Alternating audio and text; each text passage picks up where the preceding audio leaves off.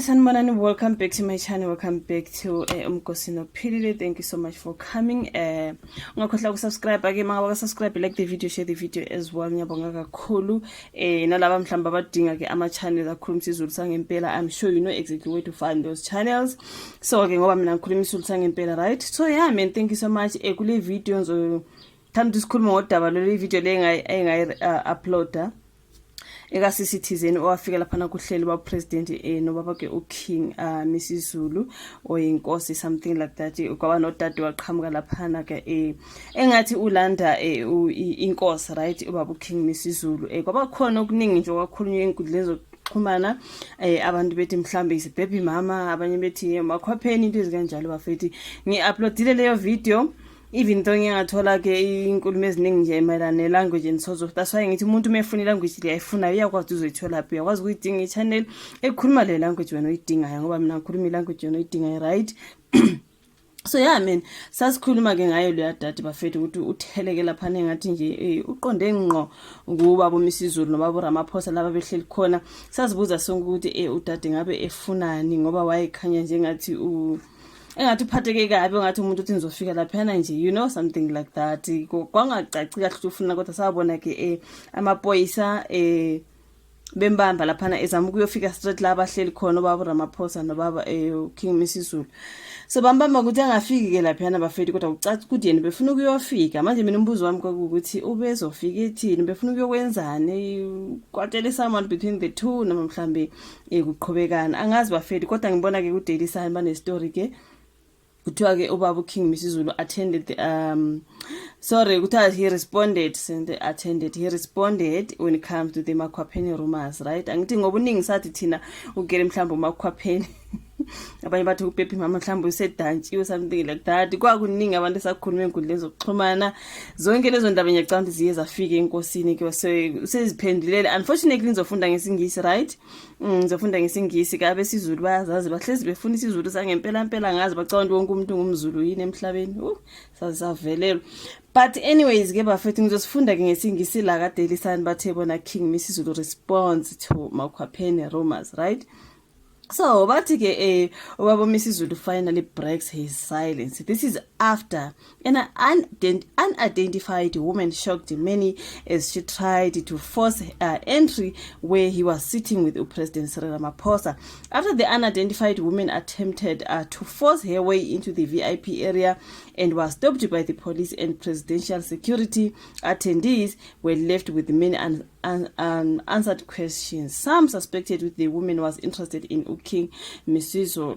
Speaking during a Shembe church service in Yogeni Royal Palace in Nongoma, KZN on Saturday, 16th November, the king defended himself against Loma speculations. The king denied that the woman was his girlfriend. He admitted that he knew her and he mentioned that her surname was Ungcobo. So Mangcobo good that. Now, King Mrs Zulu said he had heard rumors claiming the woman was his girlfriend. He accused her of being used by those opposing him within the Zulu royal house. There are those who say she is my girlfriend. Do they know me? Ubaba King Mrs Zulu uthi kunabantu abathi intombi yami lana, do they know me? It has to be given something that is not yours. I want to make this clear. She is not my girlfriend because I can't lie as a king. I'll tell you the truth. I know the girl, but she is not my girlfriend. Yeah, shocking cause. Now, Ubaba King Mrs Zulu said he even knew the woman's personal life struggles and justified that she was throwing herself onto him because she was in trouble. So, she's throwing herself. Something like that.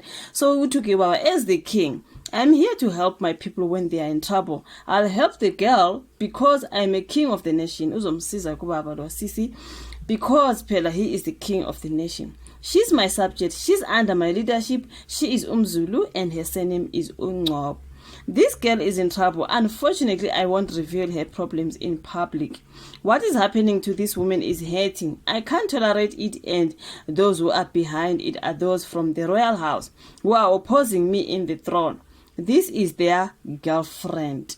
So ke according to baba le girlfriend le beyiphonsa lapha girlfriend yomuntu baba amazi, according to what I'm reading, uthi yena I can't tolerate it, and those who are behind it, those who are behind ukufika kwakhe lapha mhlambe eziphonsa esenzani, are those from the royal house who are opposing me in the throne.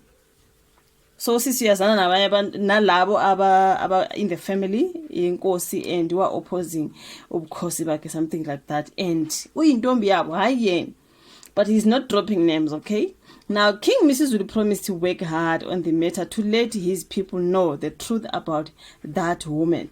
Now they want Mdolomba, uQueen Nomzamo Myeni, to break up with me. What do you want Mdolomba to say now? Because we are building the home of the nation.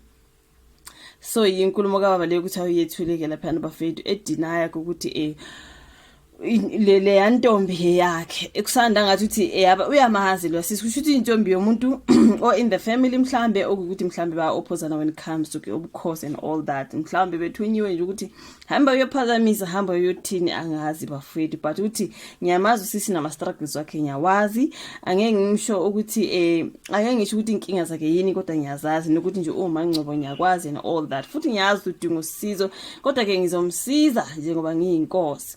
This is what I'm getting from this story, right? Ngoba suspect sathi i-girlfriend kababa hayi mhlambe ubaby mama, mhlambe ubethejisa umshado, mhlambe this, mhlambe that. Uyaphendula kuba ukuthi hayibo ngiyamazi yena, kodwa phela musana ukuthi intombi yami, sorts of, you know, angazi bafethu. Sethatha comment section afuna ukukhuluma kakhulu indaba zenkosi, mina ngingayihlonipha bafethu indaba ethinta abadala ama girlfriend antonton, but okusalayo ke uthi uyamazi babo sisi uMangcobo.